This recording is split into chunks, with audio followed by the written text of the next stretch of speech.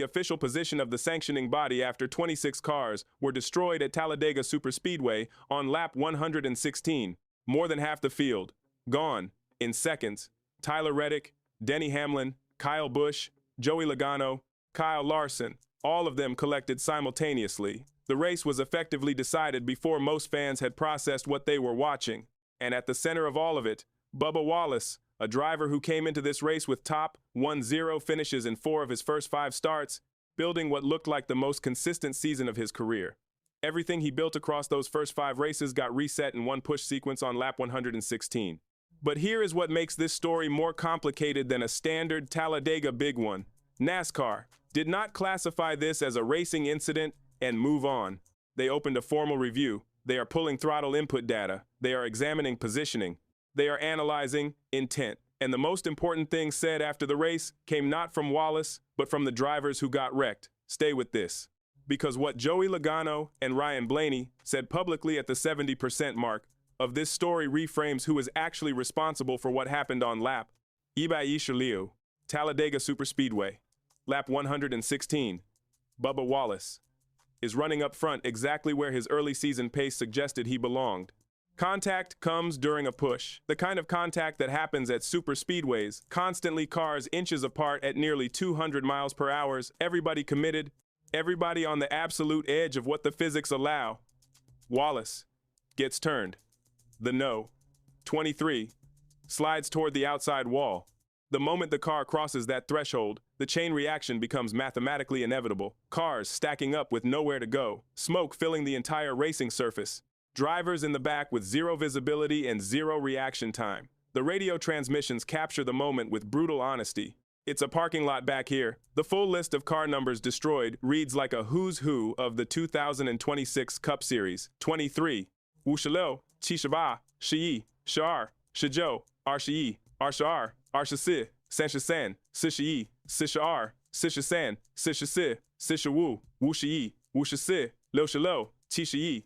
77, 88, 97, and more. 26 cars officially collected, not a preliminary estimate, the official confirmed count.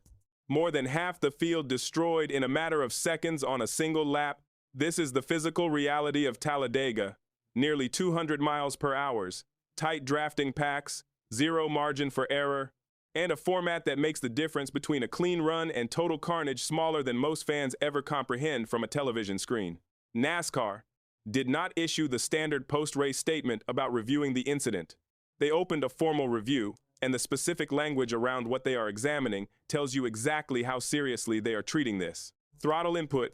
Was Wallace at full throttle, partial throttle, or did he make an aggressive input at the moment of contact? Positioning data.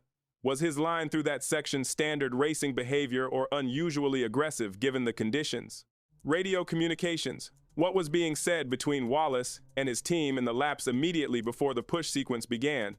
In-car footage, the unedited perspective from inside the cockpit at the exact moment everything collapsed. The intent.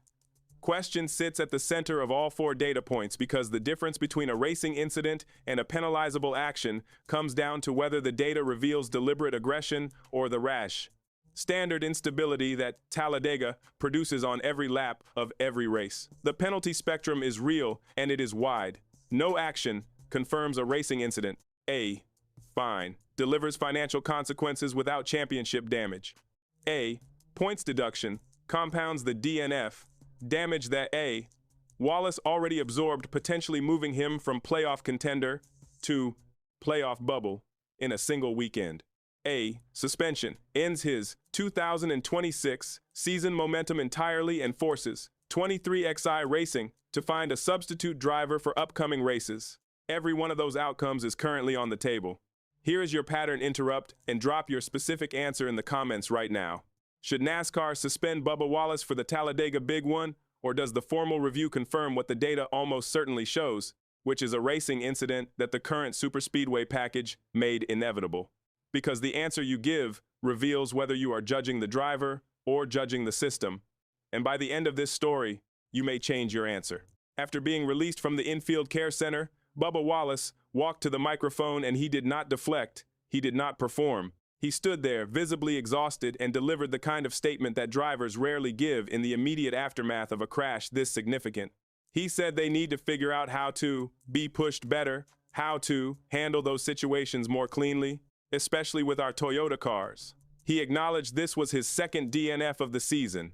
He described having nothing to show from stage 1 and talked about how much it hurts the team, specifically calling out 23XI Racing and their Xfinity sponsorship by name. He did not point fingers. He did not name the driver who made contact with him. He took ownership of the moment publicly and factually, and that matters when a formal review is examining intent, because a driver who takes responsibility in public is not behaving like a driver who acted deliberately.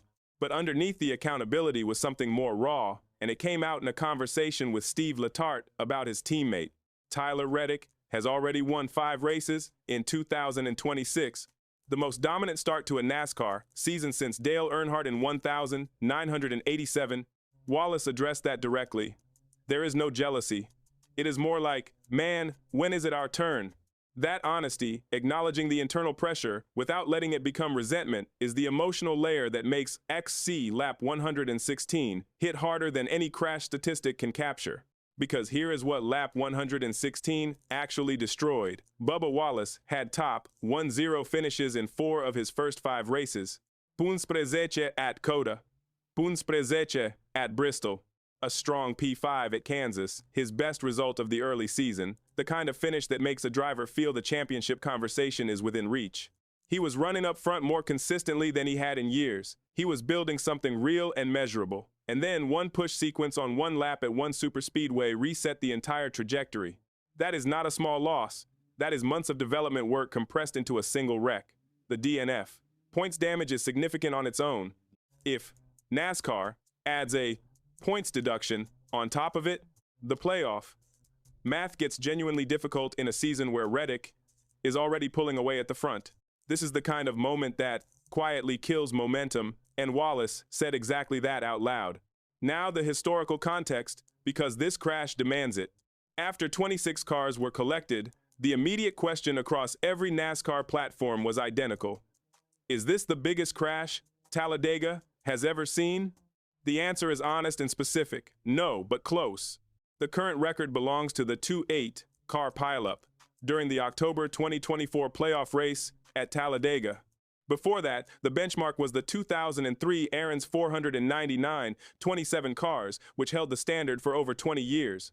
The 2026 Talladega Big One, at 26 cars, is the third largest in the track's documented history. It joins the list. It does not top it.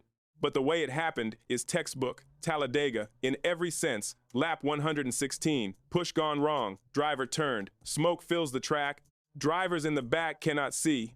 No time to react at those speeds. And this is why Talladega never loses its reputation. Even when it is not the record, it feels like a record.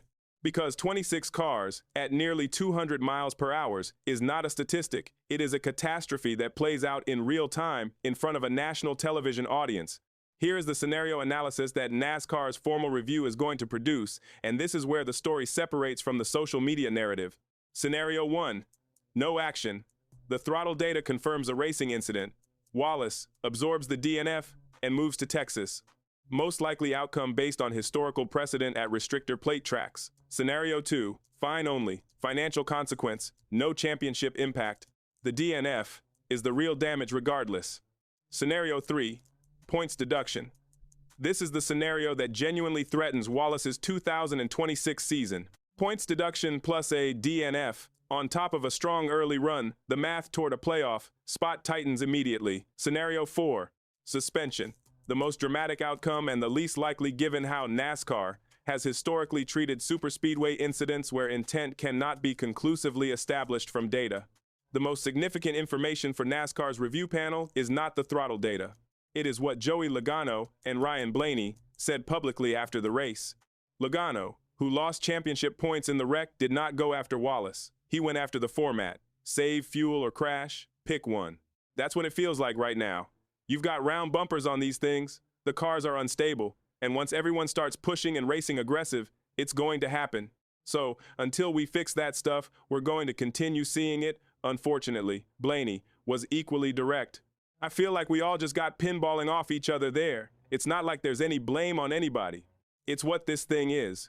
When the drivers most damaged by the incident are publicly redirecting responsibility to the superspeedway package rather than to the driver at the center of it, that is the most important data point the review panel has access to, and NASCAR has not publicly responded to the drivers making this argument. That silence is its own kind of answer. Drop your verdict in the comments right now. 3 answers, 1 comment. Does NASCAR suspend Wallace, fine him, or find no violation? Does the formal review actually matter given the DNF already did the damage? And is the real problem Bubba Wallace or a superspeedway package that Logano and Blaney are publicly saying is broken? 3 questions, 3 answers, every comment gets read. If you want the NASCAR formal review decision, the moment it drops, full Texas Motor Speedway preview coverage, and the complete 2026 championship standings, fallout from Talladega, subscribe and turn on notifications right now, because the review decision is coming before Texas, and it changes the 2026 playoff.